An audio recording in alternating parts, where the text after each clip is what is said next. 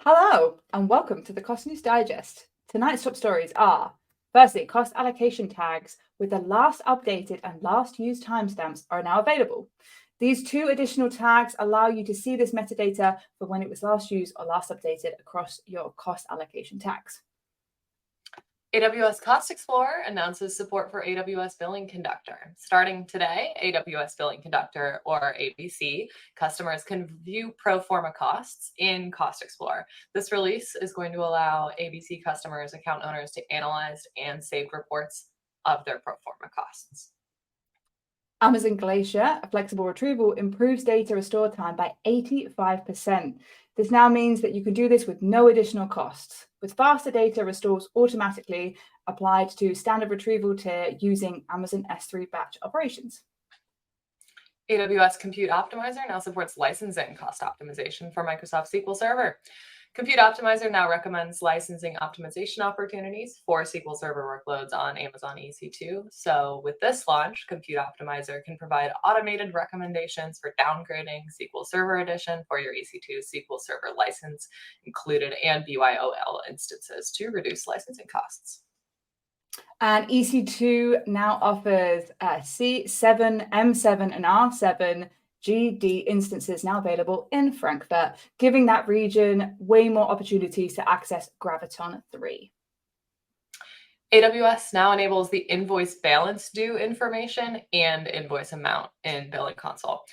You can now view balance due for an invoice and the invoice amount in Billing Console and see how much is still outstanding on each invoice, while the invoice amount reflects the total value.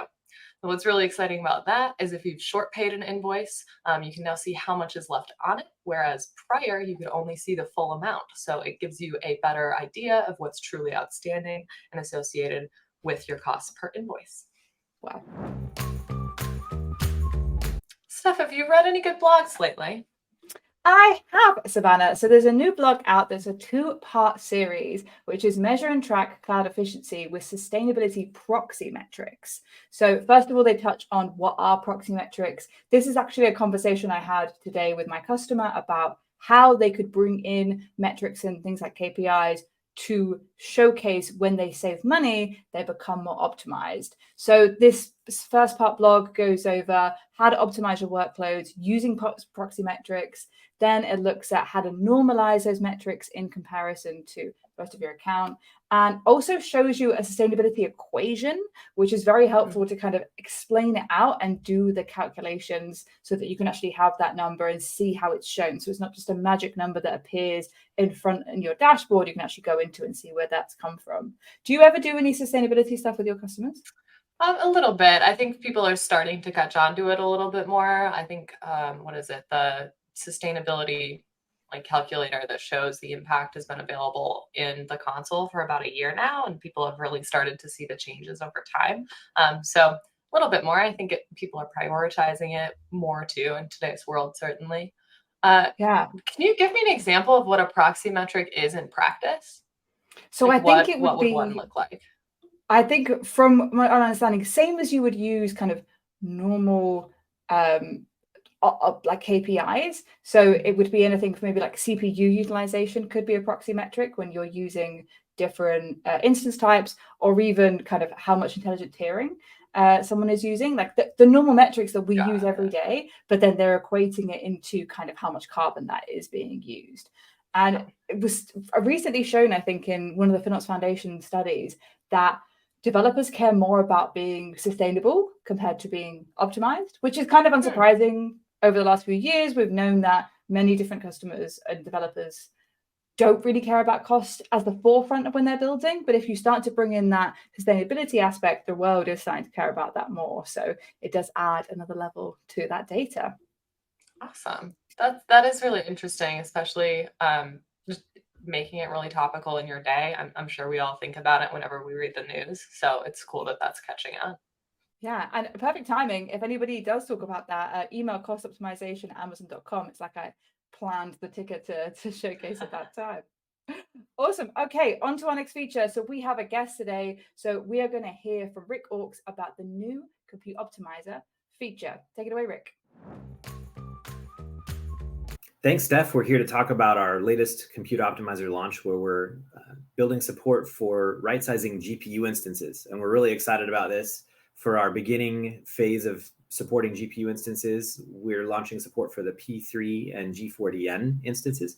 And what this does is it looks at GPU utilization, GPU memory utilization, and quite a few other counters to examine what exact workload is running on this GPU and how can we size it appropriately. We know GPU instances can be pretty pricey, and optimization is such a large emphasis right now. And this is an awesome intersection of using machine learning to help optimize your machine learning workloads, which is nice. We get to use the technology to provide a lot of benefit while using the technology. And so this GPU right-sizing feature takes a look at all of the utilization values over 14 days or 93 days if you're using enhanced infrastructure metrics to provide right-sizing recommendations. And it's not just right-sizing GPUs. It's still going to right-size CPU, memory, disk, network, all of the resource types we know and love and have right-sized today. And so this will provide much needed relief on optimization for workloads that might be a large part of your bill. And we've worked with a lot of customers that have indicated we'd really like to figure out the right way to manage GPU instances on an ongoing basis. And so these recommendations will provide sort of the scientific groundwork for how to manage these resources for optimal cost while still getting the most for their money. Back to you, Steph. And finally, on to what is coming up next. Big news is that on the 28th of September, we are doing Build on Live, which is going to be a full day of demos, chat sessions, and building and coding live on air for you guys to watch. Make sure that you check that out on twitch.tv/AWS. And it is that time of year again when we start thinking about reInvent. 2023 reInvent is going to be packed with a lot of great cost-related and cloud financial management-related sessions. The optics team that Steph and I are on is bringing you sessions on forecasting, Amazon Billing Conductor, and curve analysis. So keep an eye out for those session catalogs, and don't forget to get your ticket. And finally, the keys to AWS optimization is coming back to you for season 8 on the 5th of October. So make sure you get that in your diary. Okay, thanks for watching, and we'll see you next time.